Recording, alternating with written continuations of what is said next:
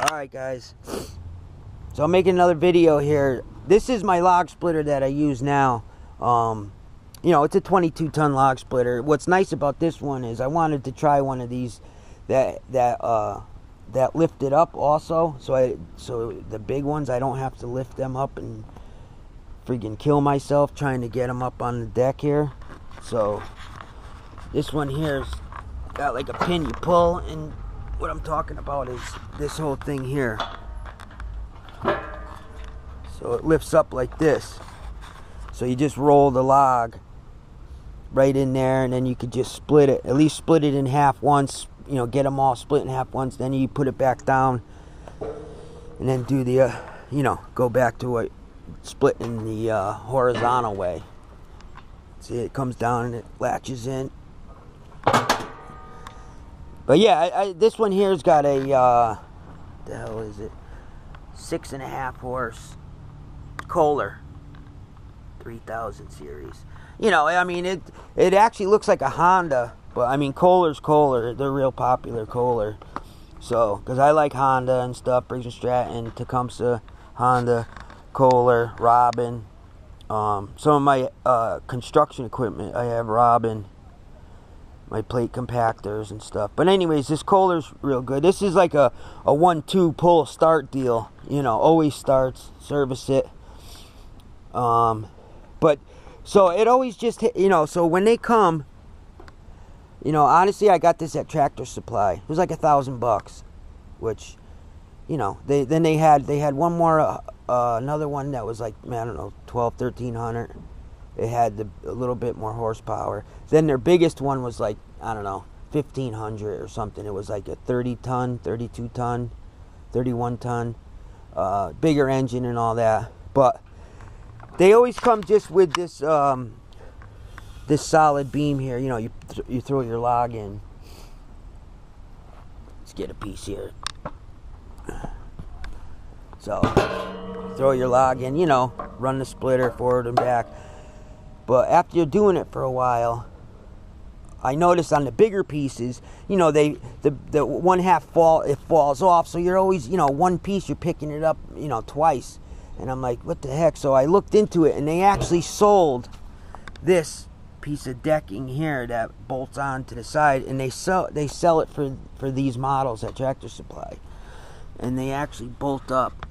They already had the holes in the beam there, and they bolt up to that, and then they bolt up top there. 1, 2, 3, 4. So I was like, oh, cool. So I bought that and put that on there, and it helped big time, because the other half, you know, you split a big chunk, the half goes there, you keep splitting, roll it over, throw your other ones down. It saves picking things up 2, 3, 4 times.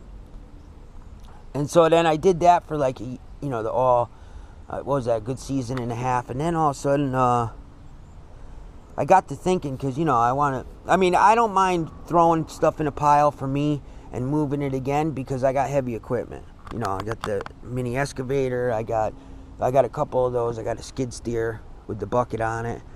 You know, to me, it takes 2 seconds with my machine and do what I got to do. But most people don't have, you know, a bunch of equipment hanging around. So, but anyways, you know, getting back to what I was saying, I didn't want to handle this stuff a whole bunch of times, and I wanted more of a deck space up here, you know. So, because a lot of times I like throwing on these, especially on these, you know, these are 1 splitter deals. The size of these ones. These are, you know, split it once, throw it in the pile. But what I like to do is throw a whole bunch on, fill it. I want to be able to fill this deck up, you know. I don't have some other ones here, but, you know, another one here, another one here. Let's just say you had 4 on here. So then I start splitting. I split this one, throw it out, roll the next one in, split it, throw it out. That's what I wanted to do. Throw 4 or 5 chunks up here, rounds, throw them up here, split them up, and then reach down, throw another. You know, it's quicker that way. So I said to myself, how can I get more deck space? And I mean, I got welders and metal, but something quick, because I have a lot of customers, and on weekends I do this firewood and my excavation stuff during the week. So I said, I can make another one of these work. So I went to Tractor Supply. I bought another one of these for this side. And what I did was, I used the same bolt holes on this side. I ended up getting the same bolts, just hardware store got longer ones. So it'll reach through, and I could hook this side up, you know, and get my washer and nut on there. So I had that, so it worked. It got on there. But obviously, up here now, this one and this one, there's no holes drilled on this side, because the accessory was made just for one on the other side. But I wanted two. I want more deck space. And then I looked, and I couldn't just drill a hole through here, because it would interfere with the slide on the wedge over here. Because this all runs in this channel. This wedge on the ram, it's all onto this bottom part right here, and this runs in the channel. So a nut or a bolt head, it would interfere and stop there. So I couldn't do that. And so I'm like, damn. What I noticed was how they did it on this side, wouldn't interfere, was they didn't drill all the way through. They drilled close as they could, and they tapped it with threads, you know, and you know, they got a good sized bolt, but it was just short thread, and that you know, just screw it in. That's how they did it. But I don't have a tap and all that. So what I did was, actually, I just grinded it up. You know, I took it all off again, grinded everything up real good, and actually welded it. Threw a bead of weld inside on the sides, inside on the sides, and I used it this whole, you know, almost this whole season. And it's mint. You can sit on it, hang on it. Plus, it's got the two on the bottom. So yeah, I got double the deck space up here on this table now. So and it doesn't even interfere. I'm still stepping in the same position. I marked it before I did this. I was always standing near this tire and then reaching over here on the handle. So when I put this on, I'm still in the same spot. So it's not even like nothing. So that's my little add-on, and it works real good. Works real good. So yeah. Oh, and then because I know in Canada, I watch a lot of YouTubers from up there, even Buckin's channel. They like he even says they don't have a lot of hardwood up there. I hear him talking about maple trees and stuff, but around here we got like tons of hardwood. And like I said, everybody, when they want to buy firewood, it's hardwood, and if they want softwood, it's for camping and stuff like that. And like I said, I even said I use my axes. I'll split campfire wood with my axes. But anyways, getting back to this. So some of the varieties we got, like in this pile here, this stuff I got to split up so it could season for next season. But yeah. So some of the varieties we used here, we got maple. There's a maple chunk. We got ash. We got cherry. Right here, we got a piece of cherry. We got oak. This is a red oak. Right here, we got black birch. A black birch. And even here, this one here, I don't come across this all the time. I actually, when I do, I save the logs and sell the logs, 8-footers, 12-footers. This is black locust. This is black locust. But actually, sometimes I'll split up, you know, if I have a few chunks, I'll split them up, just throw them in there. Sometimes I have gotten people that want a whole cord of just black locust. I've had that request for. And then sometimes people want a whole cord of just oak. I've had that request.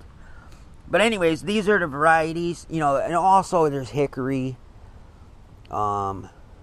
regular white birch, you know, there's a bunch that in the mix, you know, and then there's different oaks: white oak, black oak, a couple different maples, sugar maple, tiger maple. But yeah, these are some of the ones. But so splitting these with an axe is a pain in the ass, a pain in the butt. But unless you use the big steel wedges with a sledgehammer, you can crack them open and split them like that. Like I said, when I was a kid, we used to do that.